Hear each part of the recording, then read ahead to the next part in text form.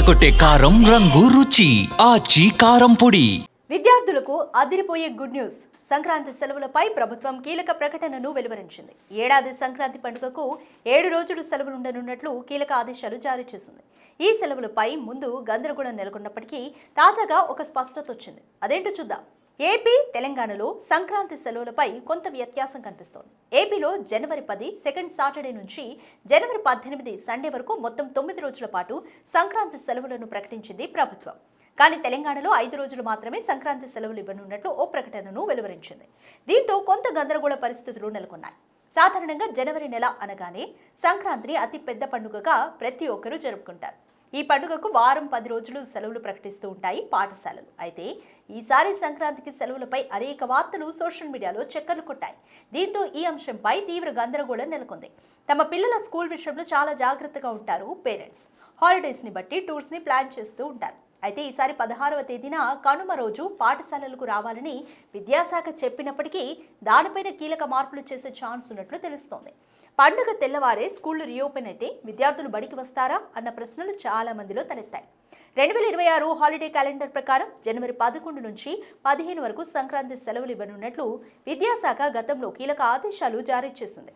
అంటే మొత్తం 5 రోజుల పాటు పాఠశాలలు మూతపడనున్నాయి. కానీ జనవరి 10వ తేదీ 2వ శనివారం కావడంతో ఒకరోజు అదనంగా కలిసి వచ్చినట్లయిందని టీచర్స్ భావించారు. దీనికి సంబంధించిన జీవోను డిసెంబర్ 6న విడుదల చేసింది విద్యాశాఖ. అయితే దీనిపై చాలా మంది అభ్యంతరాలు వ్యక్తం చేయడంతో స్కూల్ హాలిడేస్ పై పునఃసమీక్షించి కొత్త ప్రకటనను విడుదల చేసే ఛాన్స్ ఉందని భావిస్తున్నారు పాఠశాల నిర్వాహకులు. ప్రభుత్వం కొత్తగా మార్గదర్శకాలు విడుదల చేస్తే ఈసారి సంక్రాంతి పండుగకు 5 రోజులకు బదులు 7 రోజుల పాటు సెలవులు రానున్నాయి. పాఠశాల విద్యాశాఖ గత మే నెలలో విడుదల చేసిన హాలిడేస్ క్యాలెండర్ ప్రకారం జనవరి 11 నుంచి 15వ తేదీ వరకు 5 రోజులు సెలవులుంటాయని ప్రకటించింది. అయితే 14న భోగి, 15న సంక్రాంతి, 16న కనుమగా పేర్కొంది. కానీ 16న తిరిగి పాఠశాలలు తెరుచుకోనున్నట్లు గతంలో విడుదల చేసిన జీవోలో పేర్కొంది.